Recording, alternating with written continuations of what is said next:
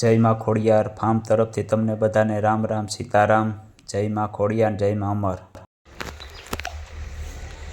જયભાઈ, જી ભાઈ, હવે તમારી ઘોડીનું નામ કહી દો. ઘોડીનું નામ રાજલ. અને છેલ્લી મને મળતી માહિતી મુજબ એ માચાની વછેરી છે ને એની એક વછેરી અત્યારે આવી છે જે અબદાલી કરીને ઘોડો હતો. નાગ અહીંયા હાલનું નામ છે અને એ 40 દિવસની હજી થઈ છે વછેરી. એના બાપનું નામ શું હોય આપણે? આના બાપનું નામ એ છે અબદાલી. હાલનું નામ અહીંયા નાગ છે અને પંજાબમાં એ ઘોડો હતો નાગ. અત્યારે જે વછેરો હતો એ પંજાબથી જ આવ્યો છે, રાજકોટ.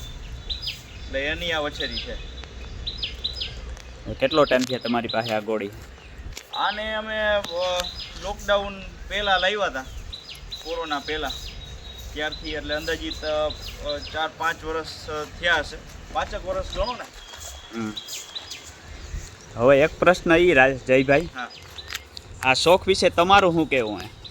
આ શોખ તો હકીકતે આમાં સારો છે, પણ આ શોખથી બીજા ઘણા ઊંધી લતું ચડે છે, જેથી કરી જે શોખ કરવાવાળા હોય એના પરિવારજનો આનાથી દૂર રાખે.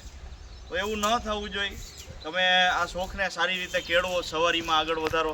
પછી બીજી રીતે બ્રીડિંગ રીતે, અત્યારે બ્રીડિંગનું થોડુંક માર્કેટ બને એટલી સવારીમાં રાખો. ભલે તમે બધું કરાવતા હોય, બ્રીડિંગ કરાવતા હોય, આ તે, પણ સવારી દેવી એ એક ઘોડા માટે આવશ્યક છે, કારણ કે એનો જન્મ જ સવારી માટે છે, સમજો તમે.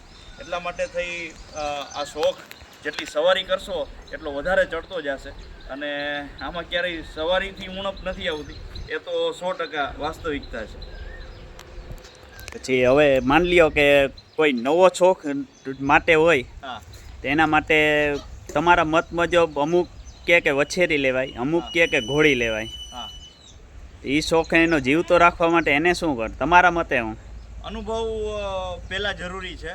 ઘોડીએ ન લેવાય અને વછેરીએ ન લેવાય, પહેલાં અનુભવ લેવાય.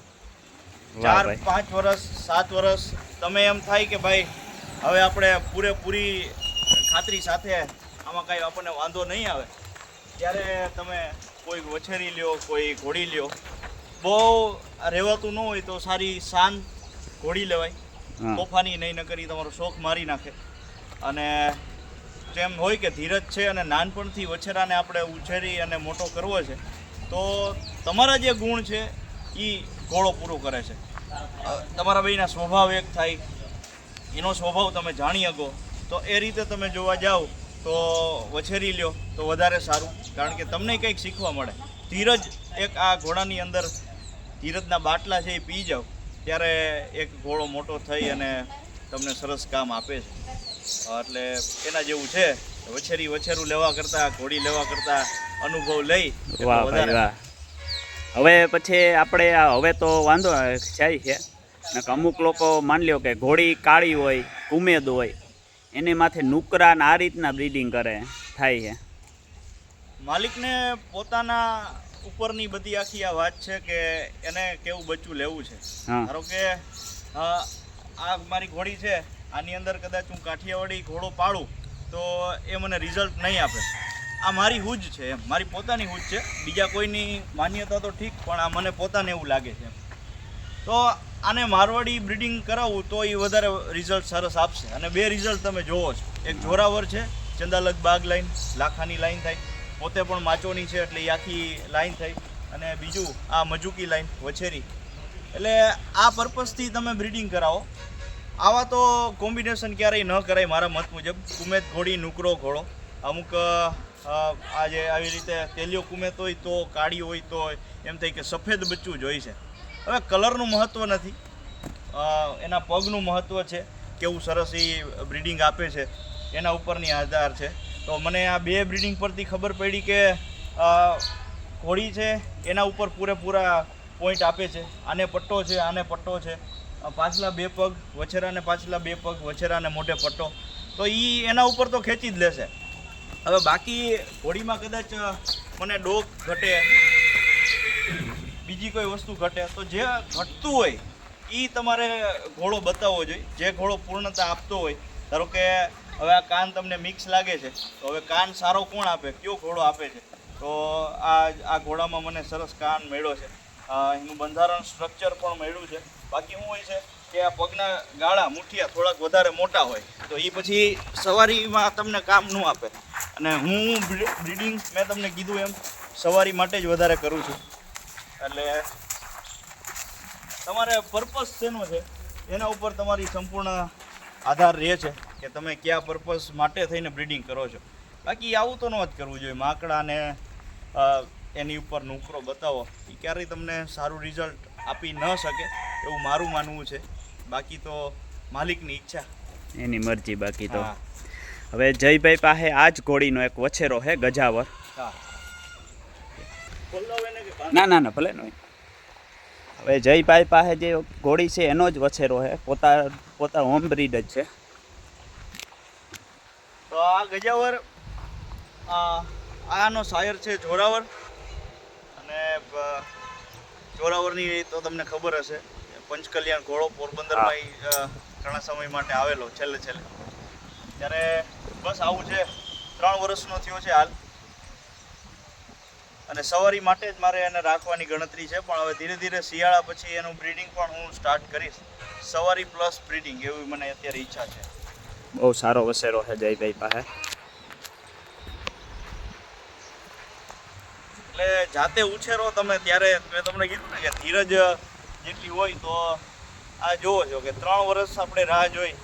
3 વર્ષમાં મહિનો બાકી હતો ત્યારથી એને સવારી શરૂ કરી છે, 35 મહિના. એટલે બધી ગણતરી મુજબ આપણે ચાલીએ છીએ. ખોરાકમાં એવું ઓવરડોઝ નહીં, દૂધ ક્યારેય પાયું નથી. એવું દૂધનું ચલણ પણ અત્યારે છે, પાવું જોઈએ એવું કંઈ હું ના નથી કહેતો. પણ જો ઘોડીમાં ઘટતું હોય ને એ પ્રમાણે હોય તો, બાકી તો ચાલે. તમે એને કંઈ એવું ન કરો તો. કવરિંગ માટે જયભાઈ કેટલો ટાઈમ પછી ખોલવાનું તમે? શિયાળામાં મને ગણતરી છે, જેથી કરી એનું ગરમી ને બધું આ તે જે ઘોડાનું સચવાઈ રહે.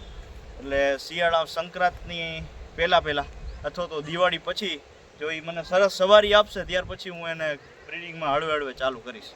આપણે જયભાઈ છે એ બહુ શોખીન અશ્વપાલક છે. જયભાઈ તમને પણ એક વિડીયોના માધ્યમથી આમંત્રણ આપીએ કે અમારે પોરબંદરમાં પણ તમે આવો. પાકું આટો મારો. પોરબંદરમાં આવવાની ઘણી ઈચ્છા છે, ઘણા મિત્રો છે. વારા ફરતી બધે આપણે એક વાર આમ ઘોડા જોવાની ઈચ્છા છે. બસ કારણ કે આ ઘોડાનો શોખ છે એ આપણને ક્યાં જઈને અટકાવે, એ આ મિત્રતા સંબંધમાં ક્યાં જઈને અટકાવે એનો કાંઈ જ નેઠો નથી હોતો. કેટલાય કિલોમીટર ખેંચીને લઈ આવે ને. હા એ જ એમ કે ક્યાં તમને પહોંચાડે એ કાંઈ નેઠો ન હોય. એ તમને વાંય લઈ જાય પણ એ અંદરની વાત છે. મજા જ આવે તમને. અને એમાં કોઈ એવું શંકાને સ્થાન નથી કે અશ્વથી વધારે મિત્રો અને સારા સંબંધ બને છે. ખાસ કરીને તો આજે ગજાવરને મળવા માટે આવ્યો હે. જયભાઈને અમારી કેટલોય ટાઈમથી વાત થતી કે આપણે ગજાવરને મળવા માટે આવું છું. હા તો ગજાવરને સારું, તમે પણ સારો પલ્લો ખેંચી લીધો. પોરબંદરથી ઠેક રાજકોટ 2 વ્હીલ લઈને આવ્યા છો. તમારી પાસે સારા અશ્વ છે જે લોકો જાણતા જ હશે. સારું છે જયભાઈ. ભલે આભાર, તમે અમારી વાડીએ આવ્યા, મજા આવી અમને. બધાને મળ્યા. બસ આવતા રહેજો, આમને મળતા રહેજો. પાકું. જય માતાજી. જય માતાજી.